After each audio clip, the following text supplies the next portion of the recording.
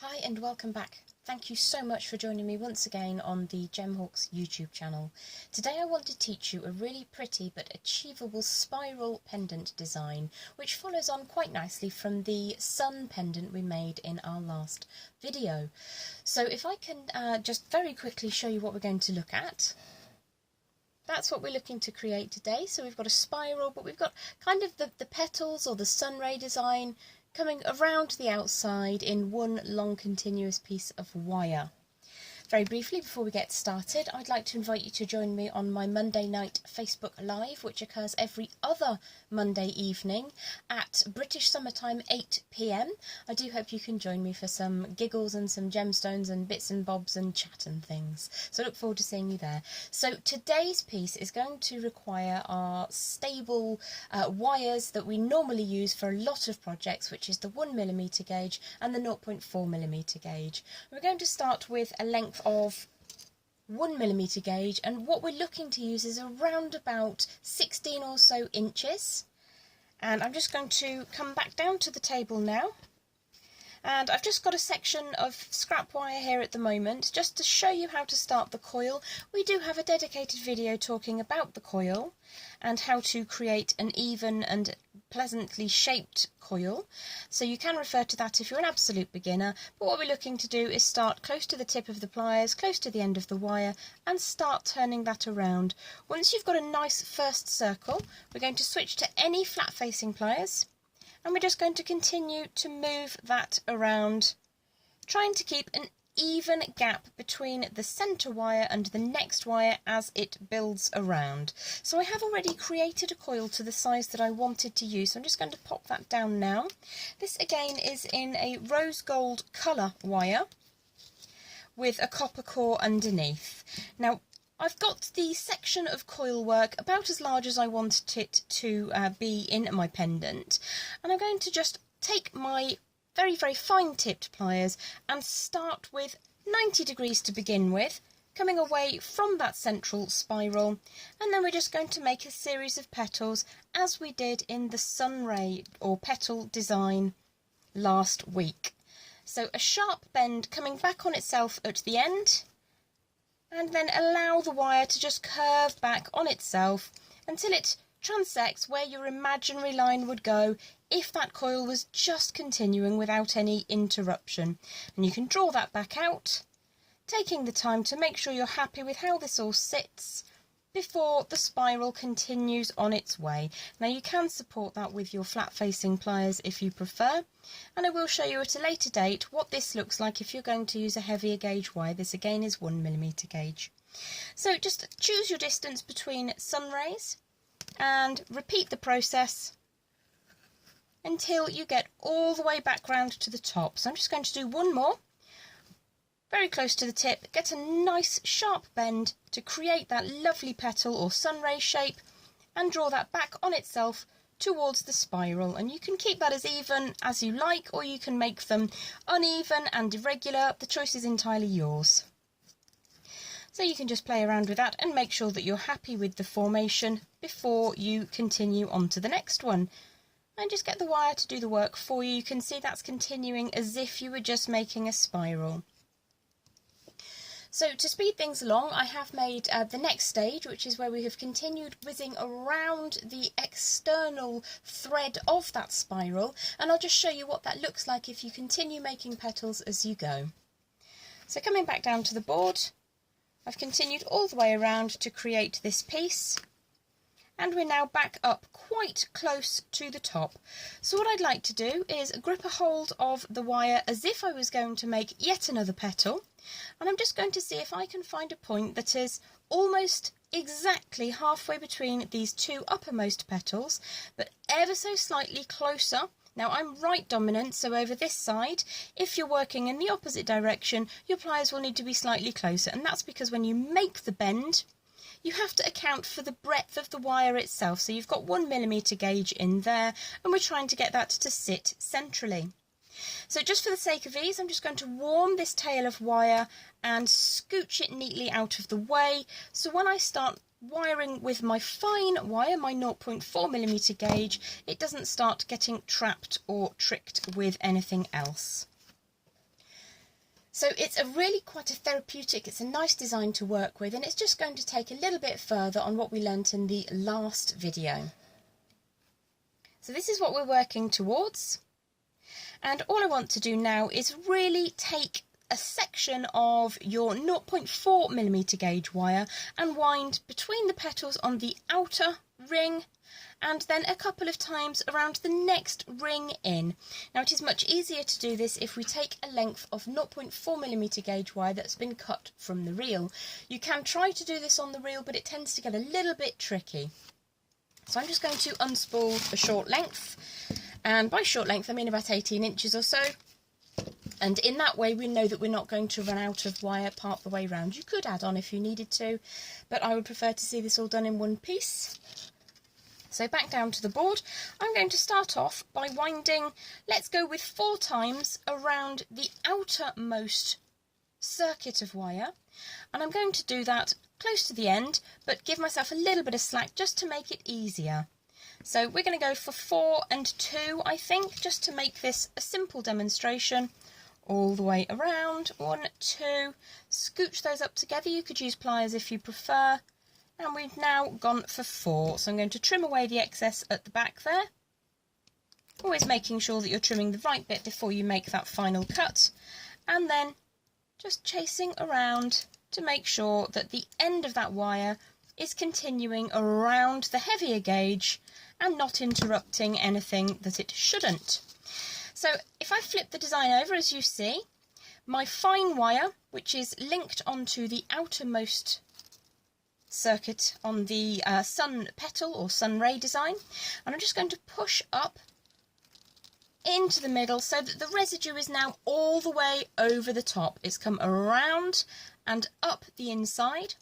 So what I'm going to do now is just push this so it doesn't get in my way, draw it down, back through, so that it goes over the top.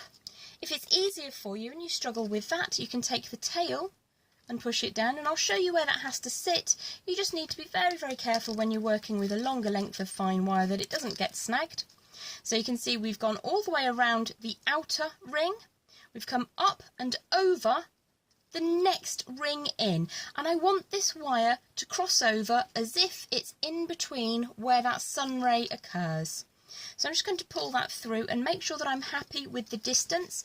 When we're making our coil, we're trying to keep an even distance between each circuit that the design takes.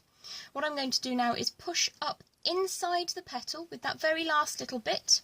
I'm going to support my fine wire as I draw that through so that there are no kinks that occur. All the way around again, and then repeat, so that we're going to push the finer wire down like so. Again, you could go with just the end if you prefer, but we're basically circuiting round the next ring in or the next circuit in before we just very, very gently push up again, draw the tail through, and then we're going back around the outer circuit. So I'll just do that once to show you the alternative way of getting the wire around. So around the outside, and then push the central segment up very, very gently. Support your fine wire as you bring that tail through, and then draw all the way around. So the pattern would continue. We're going to do 4 circuits around the outer ring, and then 2 on the inner, 4, 2, 4, 2. And when you are on the next ring in, you're looking to always be circling as if it was the inside of the sun ray that you're looking at. So I'm just going to show you as close as I possibly can what that would look like. I think I've probably done 6 and 2 here, but you can choose whatever dynamic works best for you. So you can see that it's nice and secure. The central section hasn't been wired, but that's not really important. We're just looking to maintain some kind of integrity between that entire last outside circle. So I'm just going to trim away the excess here so that it doesn't get in the way. And please imagine, if you will, that we have taken the time to go all the way around until we come back up to the top. And when we finish here, we can cross from our inner segment all the way up to the outer, and then just continue until you get close to the neck of the design, and wire around, and then it's really a case of making this as pretty as you want. With this design I chose to gizmo all the way around the loop, which I think is quite a nice and attractive feature, and that's just done by hand, but you could very simply just make yourself a neat little wrapped loop, which again we have a video for if you need to. Just do check the channel for previous uploads. I'm just going to push a forward bend at 90 degrees, and I'm going to come in either with a round form such as a pen or a pencil, as long as they're round, or if you have them you can use your bail makers. I'm just going to form that circle all the way around, take the tail, whichever side is easiest for you, and just bring that around. So I'm going to remove the form now. Grip hold to maintain that circular form that we've just created, which could be your bail, and then just take that tail around as many or as few times as you want, but for me I would want to fill that entire neck section, and if that gets a little bit away from you, you can just scooch that up slightly to make it nice and firm, like so. And then once you get down as far as you can possibly go, you can decide what you want to do next. I think I'm going to repeat this kind of design and have a bit of a coil, but I'll make a smaller one just to speed things along. So I'll cut away the excess here. Again, quite close to the tip of the pliers, close to the end of the wire, drawing that around like so. The wire is a little bit work hardened now, so it's taking a wee bit more effort just to get that to move, but once it's going you can use its rigidity to help you get a really lovely coil. You may need to switch position, whichever is your preference for making that coil work for you. And we're just going to finish that off by pushing it back against the neck of the design like so. You can obviously take a little bit more time, and that is how you would make the basic pendant design.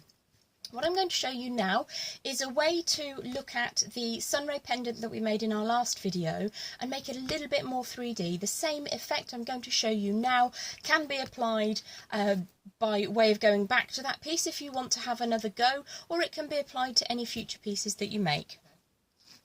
So what I'm going to show you is basically that there's a little element of 3D to this sunray spiral pendant. It's very easy to achieve, and I'm just going to demonstrate with this partly made segment that we've looked at. I'm going to grip on very carefully. I'm going to push down with my nail so that I get the pendant, the sunray coming forwards up and away from the body of the pendant, and then I'm going to grip halfway along and just pull that back, so that you get a kind of a peak up and then back down again, and then very close to the end just pull it back again. So you're making almost a Z with a little bit extra, and if you do that over and over again, I mean, you can see straight away on this demonstration piece the difference between the flat design and the 3D variation. It's quite nice when you're working with ideas that spring from nature to be able to give it an element of, it's not a realistic design, but it gives you a little bit extra, a little bit something more, rather than it being completely 2D. Now, I love a 2D design as well. The necklace that I'm wearing is made with a super tiny little spiral sun that we've just made on the board today, and then it's enhanced by some cages, which I will show you how to make in the future. One last thing before I sign off from you today. I happen to have in my stash some 1.75mm rose gold colour aluminium wire. Now, aluminium is quite a soft material when it's been formed into wire. It's also very light. It's also really good fun to smash flat with a hammer. So I just wanted to show you very quickly, if I may, back on the board, a variation that you can make if you wanted to use aluminium. So this is a spiral where I've kept the centre of the circle up at the top, and then instead of doing a sun ray, I've just gone for a zigzag. The actual principle is exactly the same, but because I've hammered this piece, I haven't had to use that wire. Now, you could, if you wanted to, once it's hammered into position, just wire around just up at the top of the spiral segment and just around the neck of the design, just to hold that all together. But that's just a nice little alternative for you. You can of course hammer copper wire really successfully, but if you are brand new to handling wire, it's great if you've got some aluminium wire just to practice quite evenly smashing that flat. It's a lot of fun.